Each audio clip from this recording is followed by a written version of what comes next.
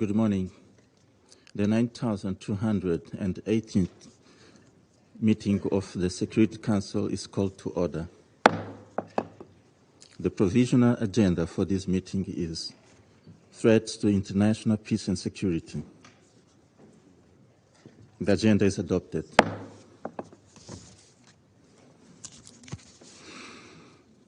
In accordance with Rule 37 of the Council's Provisional Rules of Procedure, I invite the representative of Ukraine to participate in this meeting. It's so decided.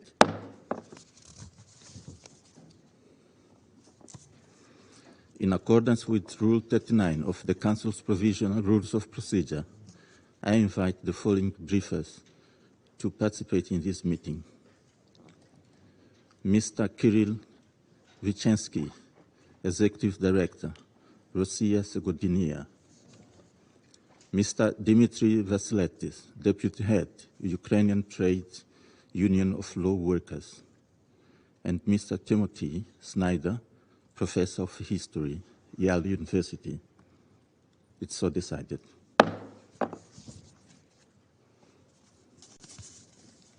The Security Council will now begin its consideration of item 2 of the agenda.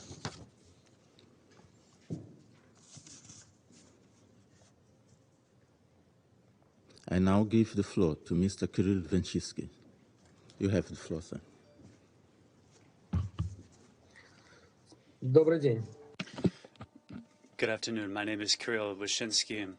I was born and grew up in Ukraine, and I lived in Dnipropetrovsk, graduating from the Department of Philology, Russian Language and Literature, and I've worked as a journalist in various Ukrainian media outlets for many years.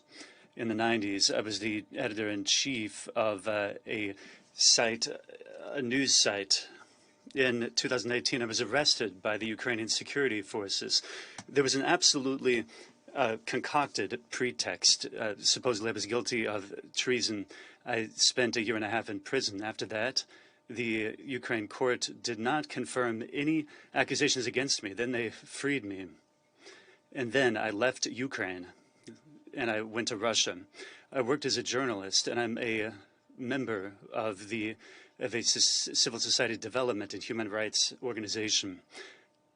I came to the Security Council to speak to listeners. What is Russophobia?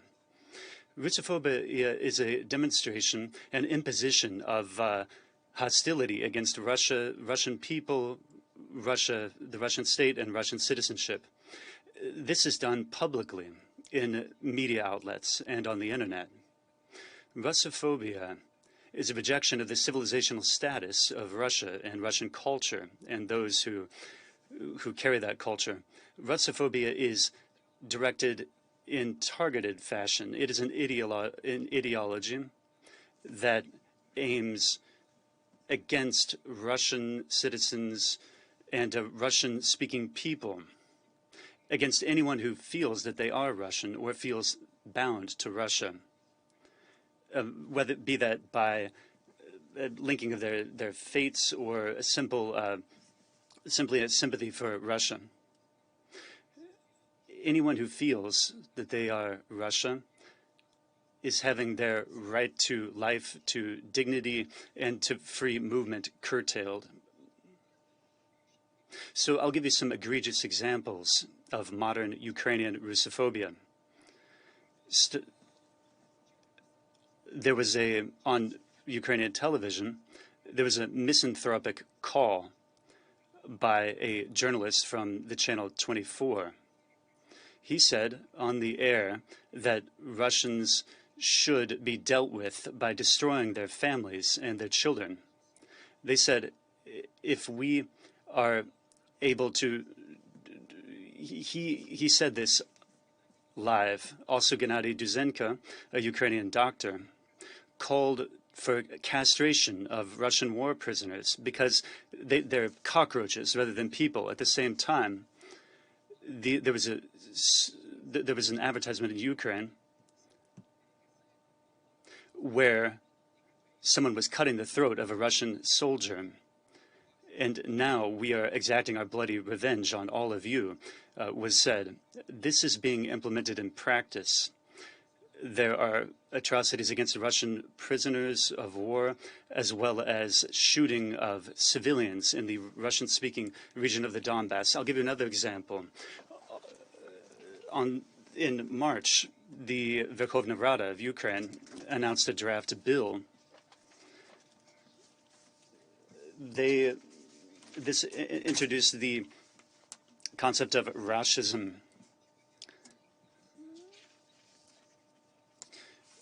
There is forceful expulsion of Russian people, and there are lies being told against Russia.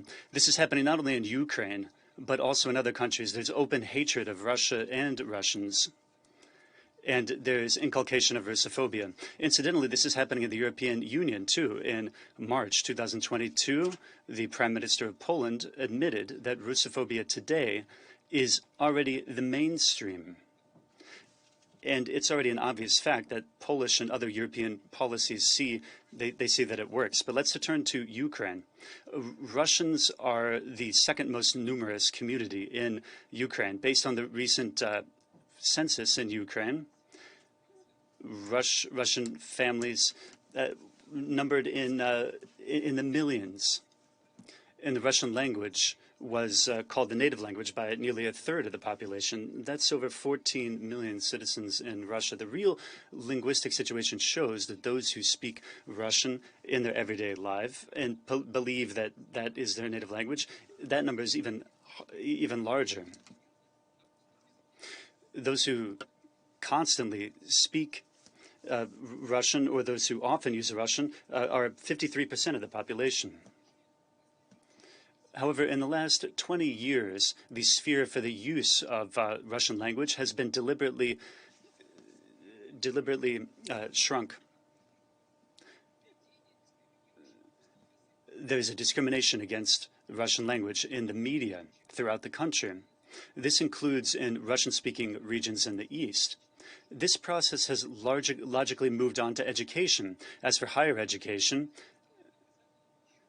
that's only being done in Ukrainian, which has been mandatory since 2014. In 2020, all Russian language schools in Ukraine were moved to Ukrainian as a language of instruction. This happened after the entry into force of a law on education. Starting in 2022, the Ukraine authorities decided to completely stop the study of Russian language. In November of last year, Kiev eliminated Russia from its curricula in schools and in kindergarten, and that happened in Nikolaev. That happened in the Odessa Oblast as well. The Ministry of Culture of Ukraine is going to remove around 100 is going to remove a large number of books from the library. These books are not burned demonstratively. It was done by the Nazis in the 30s, but today they're thrown out into the trash.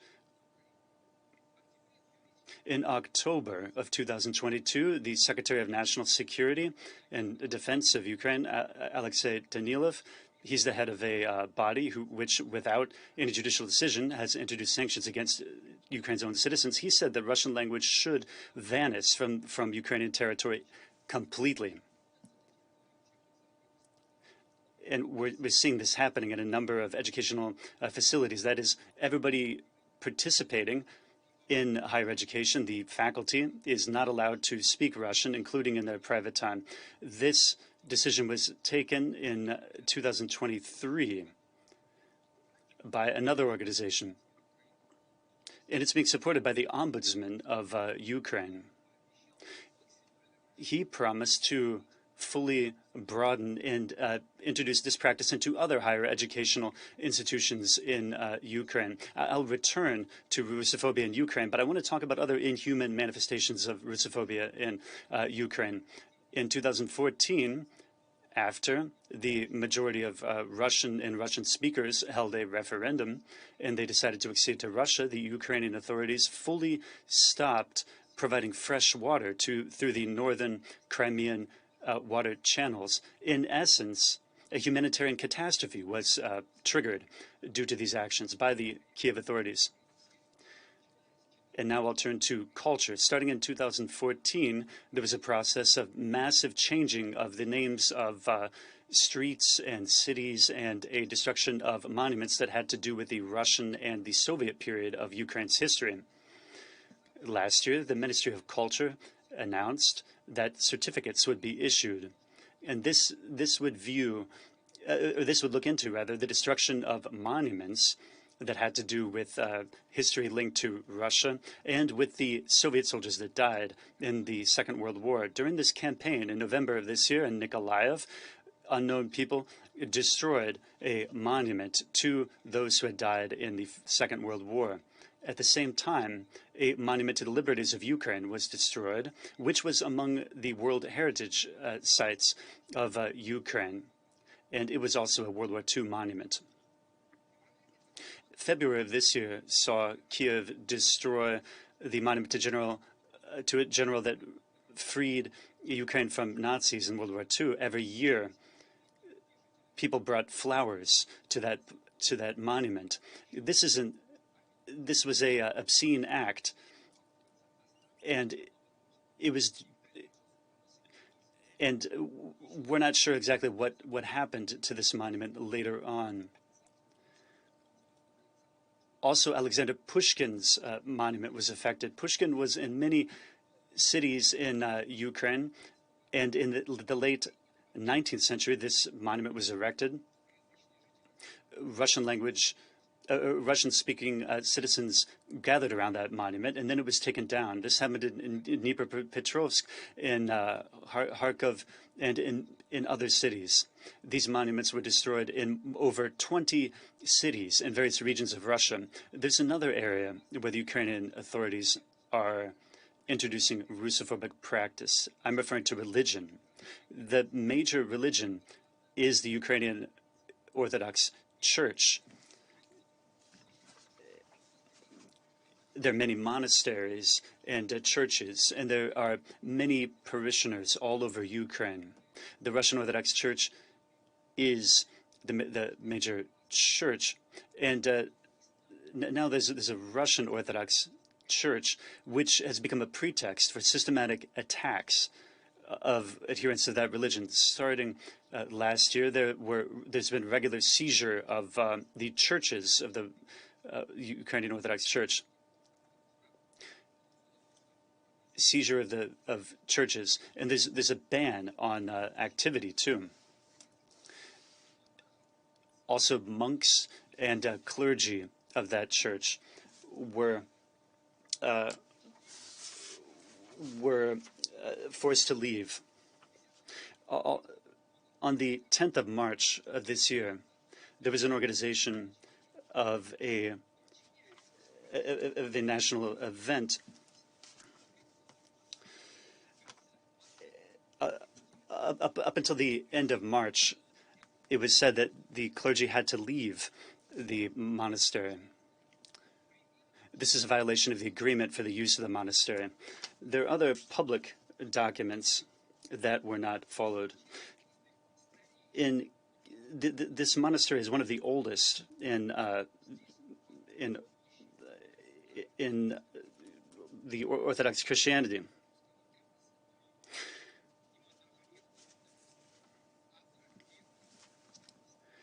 And the author of one of the main historical Russian documents was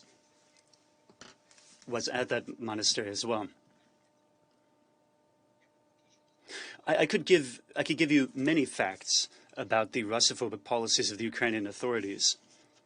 They reached their peak in 2022 and 2023. But the conclusion is simple. Recently, Ukraine has seen systematic attempts in various areas, in education, culture, in the economy, in everyday life. We've seen an ideology of hatred for everything Russian, hatred of Russians, hatred of anyone who is somehow linked with Russia too. This ideology has become the basis for practicing broadly, for broad practical use in various areas.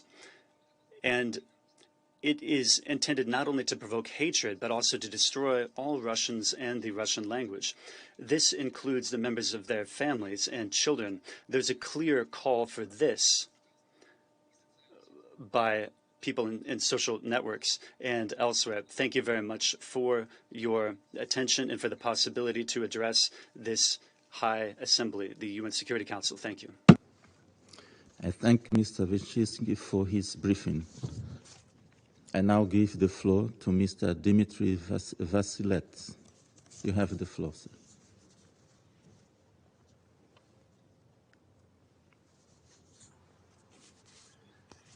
Благодарю Совет Безопасности ООН за возможность выступить. I thank the Security Council for giving me the opportunity to speak. I'm speaking on behalf of the millions of Russian citizens in Ukraine.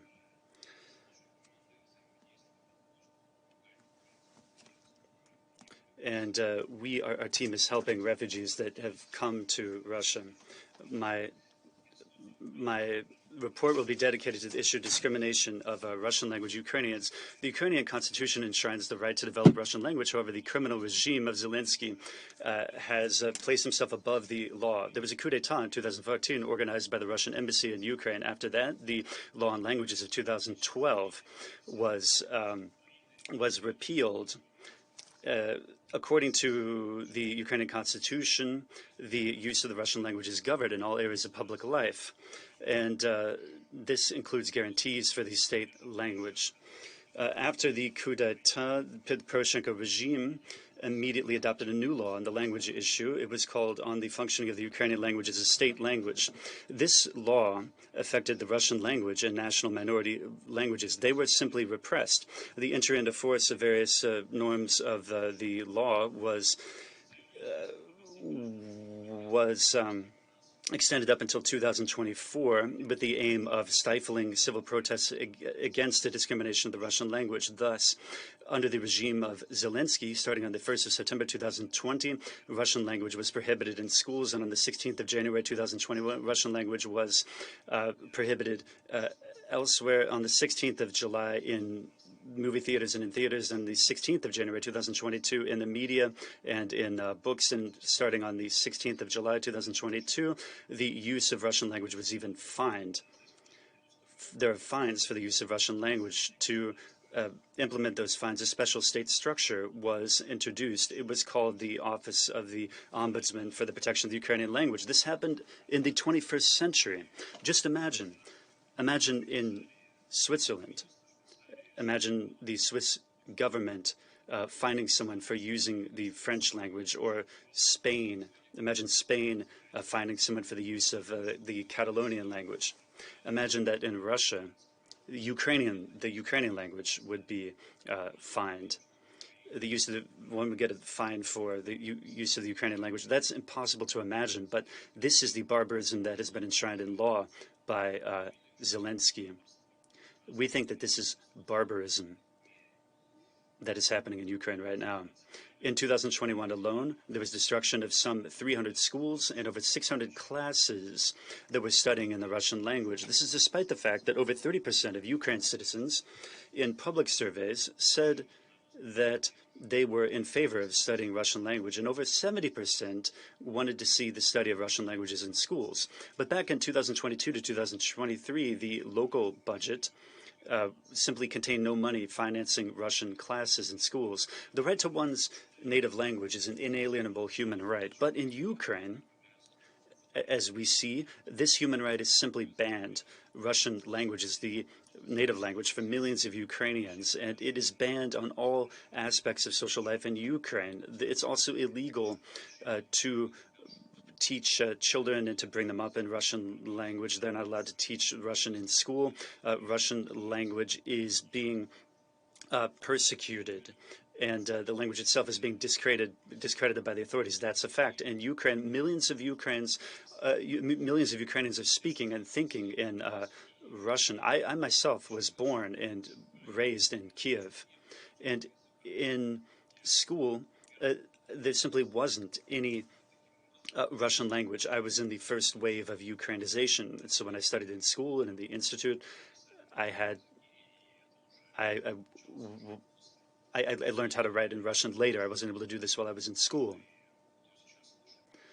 So anybody who's who's listening to my statement, rather, just imagine that you're not allowed to speak and write in your own language, in English, Russian, French, or whatever it is, or Spanish. This is the situation that millions of Ukrainians are in. They're in this actual situation right now. Moreover, I've personally encountered discrimination regarding my native language, Russian. That was when I was in the court. The courts and the prosecutors say that one needs to use the Ukrainian language, which is not my native language. And in this way, my right to protection was violated. In Ukraine, there are territories under NATO control and under Zelensky's control. We see that even humanitarian assistance is not given in many instances to citizens of Ukraine if these people don't speak to those providing humanitarian aid in the Ukrainian language. And you can see many videos like this on the internet. Considering all these aforementioned facts, I, as a citizen of Ukraine, often have to hear lies, pure and simple, from the Zelensky dictatorship that Russian language is not persecuted against.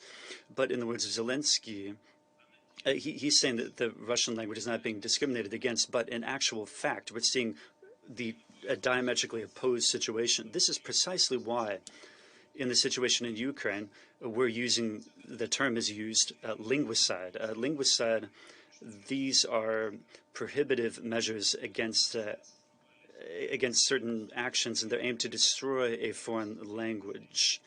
The United Nations has said that linguicide is a particular phenomenon, and this was included by the General Assembly in 1948 and 1967 in the report of the Korolev Commission on Bilingualism, Biculturalism in Ottawa.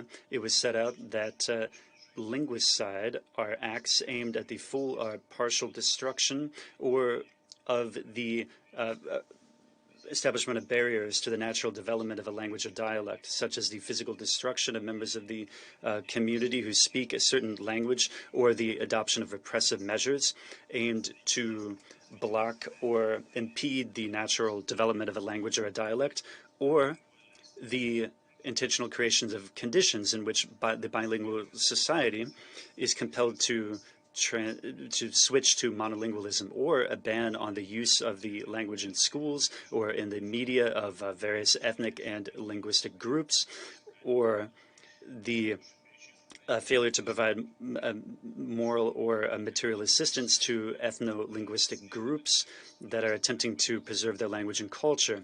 All of this is happening in Ukraine, and this isn't some sort of an excess, but rather it is a deliberate state policy of the NATO occupying regime headed up by Vladimir Zelensky. As a result, since 2014, the civil war has been unfolding on our war. And the discrimination against the Russian language is one of the main reasons for the armed confrontation, which transformed into a new Cold War between the United States and Russia. And now the hot phase of that conflict is underway in Ukraine.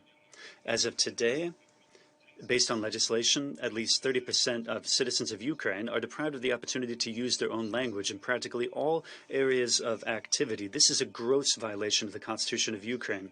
Starting with 1992, the scope for the use of the Russian language has gradually narrowed in Russia. In Ukraine, and the Russian language is pushed out of the state agencies and the local government. And anywhere where Russians and Russian speakers were the absolute majority, I'm talking about Donetsk, Lugansk, Kharkov, the Crimea, many other areas too. Despite the protests of parents, Russian language schools had to switch to Ukraine as a language of instruction. In parallel with that, the quality of Russian language instruction dropped, and salaries dropped as well too. The logical continuation of this policy was a law on the Russian language in higher language. Laws were adopted. A law was adopted on the Ukrainian language as the state language, and people were outraged about this. People in the Hungarian, Bulgarian, Romanian, Greek, Czech, and many other communities in Russia. But the main blow fell on Russia and the Russian language communities. This law fully expels the Russian language from the labor sphere, from education, science, culture, television, radio broadcasting, written media, publishing, in many other areas, websites. In other words, the Russian language was eliminated from all areas of public life, letting citizens use Russian language only in private conversations. But at the same time, the law allowed for the use of English and other European Union languages. It's clear that there's a targeted policy of discrimination against the Russian language here. This policy is also being fully supported by NATO countries, and of course, it was supported by President Poroshenko and now by Zelensky. The use of the Russian language has been made illegal. Those who violate this are persecuted administratively or they're fined. The first violation is $230 US. The second is $460 US. Just to imagine what this money means to Ukrainians, then let me just tell you that the average pension is some $57 US. These fines are handed out not only to government officials, but also to regular citizens. I'll give you an example. Recently, there was a protocol on fines that was drawn up on the 31st of January 2023. A decision was made to fine someone who had a perfume store because she explained the language on a label to a Russian speaker.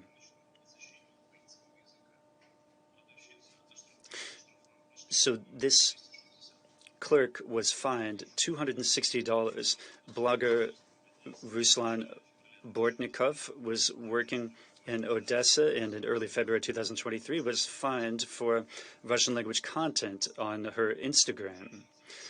This woman wrote in her stories on a social network in Russian. But the Russian inspectors found it and they fined her. All of this shows, all these are manifestations of linguicide. The Russian language is gradually being destroyed. Conditions are being created for people to be compelled to not use their native language. And the identity of millions of people is being destroyed. And this is unacceptable in the 21st century. Thank you. I thank Mr. Veselets for his briefing, and I now give the floor to Mr. Timothy Snyder. You have the floor.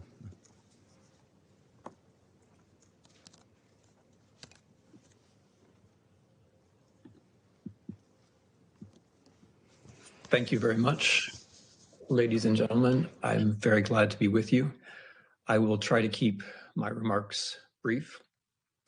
I speak to you as a historian of the region, a historian of Eastern Europe, and specifically as a historian of mass killing and political atrocity.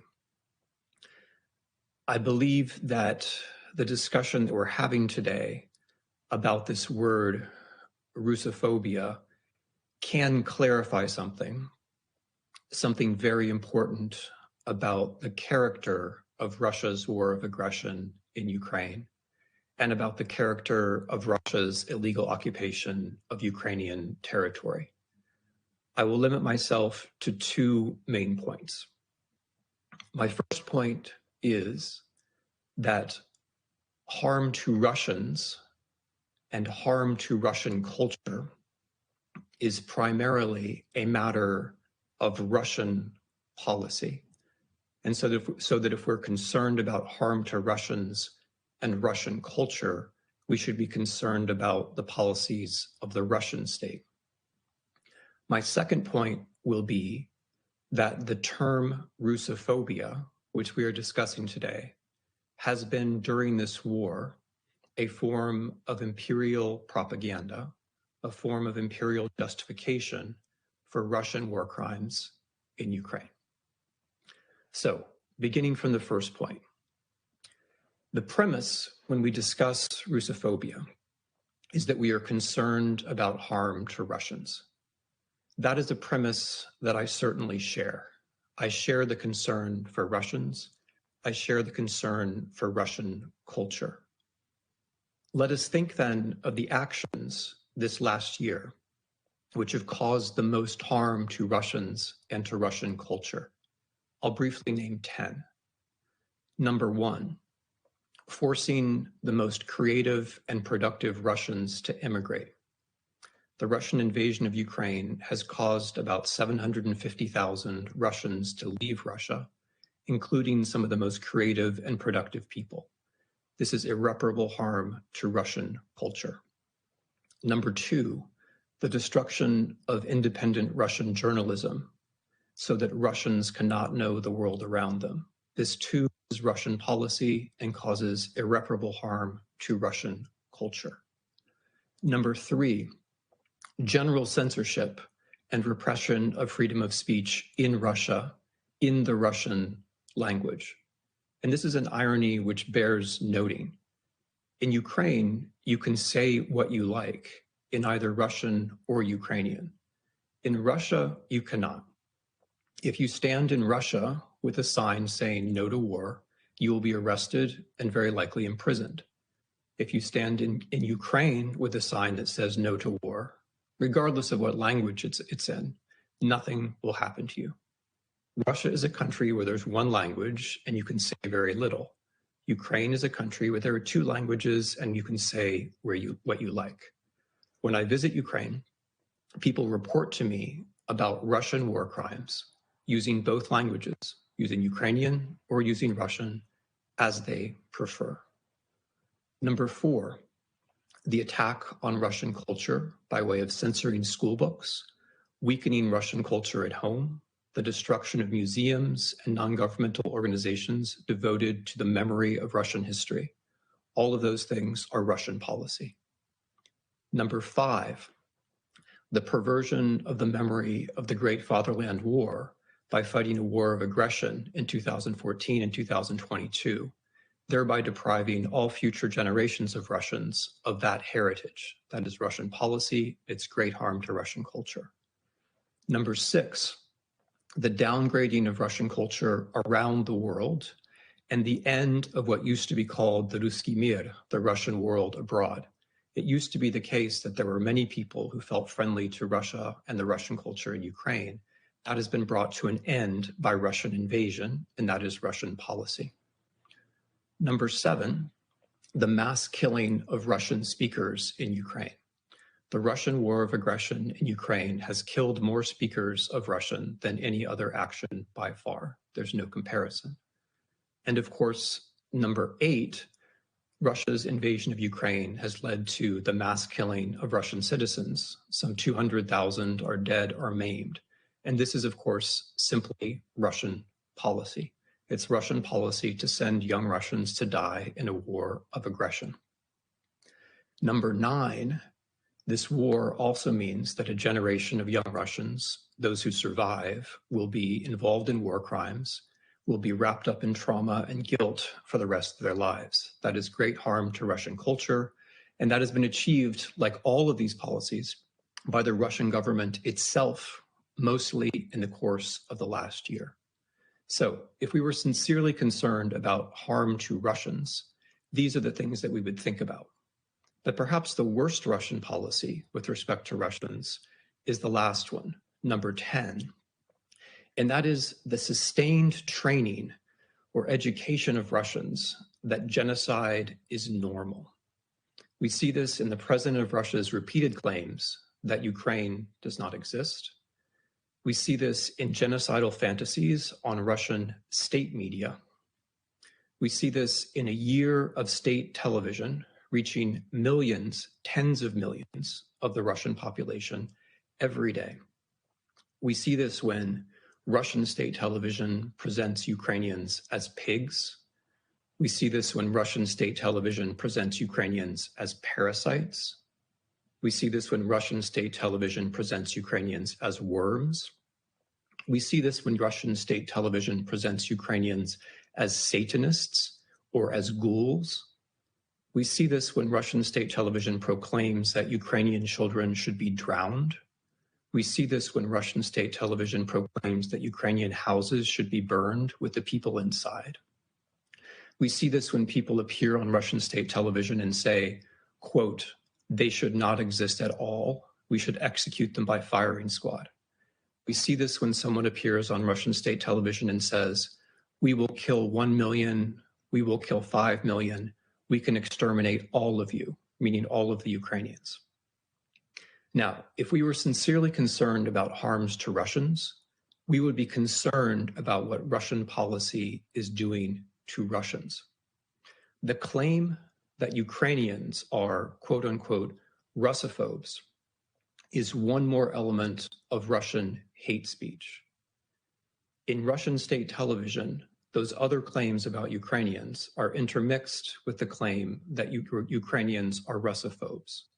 So, for example, in the statement where the speaker claimed that all Ukrainians should be exterminated, the reason he gave is that they should all be exterminated because they are Russophobes. This brings me to my second point. The claim that Ukrainians have to be killed because they have a mental illness known as Russophobia is bad for Russians because it educates them in genocide. But of course, such a claim is much worse for Ukrainians. And this is my second point. The term Russophobia is a rhetorical strategy that we know from the history of imperialism. When an empire attacks, the empire claims that it is the victim. The rhetoric that Ukrainians are somehow Russophobes is used by the Russian state to justify a war of aggression. But of course, it's the war of aggression, it's the setting that matters. The invasion itself, the destruction of whole Ukrainian cities, the execution of Ukrainian local leaders, the forced deportation of Ukrainian children, the displacement of about half the Ukrainian population, the destruction of hundreds of hospitals and thousands of schools, deliberate targeting of water and heat supplies during the winter. That is the setting. That is what is actually happening. The term Russophobia is a claim by the imperial power that it is the victim, even as it is carrying out a war of atrocity. This is historically typical behavior. The imperial power dehumanizes the actual victim and claims to be the victim. When the victim opposes being attacked, being murdered, being colonized, the empire says that this is unreasonable, this is an illness, this is a phobia. This claim that the victims are irrational, that they are phobic, that they have a phobia, is meant to distract from the actual experience of the victims in the real world, which is an experience, of course, of aggression and war and atrocity. The term Russophobia is imperial strategy designed to change the subject from an actual war of aggression to the feelings of the aggressors, thereby suppressing the existence and the experience of the people who are most harmed. The imperialist says, we are the only people here. We are the real victims, and our hurt feelings count more than other people's lives. Now, Russia's crimes can be and will be evaluated by Ukrainian law because they take place on Ukrainian territory and by international law. To the naked eye, we can see that there is a war of aggression, crimes of humanity, and genocide. The use of the word Russophobia, the claim that Ukrainians are ill rather than that they are experiencing an atrocity, is colonial rhetoric, and it's a part of a larger practice of hate speech. That is why this session is important. In Russia's genocidal hate speech, the idea that Ukrainians have a disease called Russophobia is used as an argument to destroy them, along with the arguments that they are vermin, parasites, Satanists, and so on.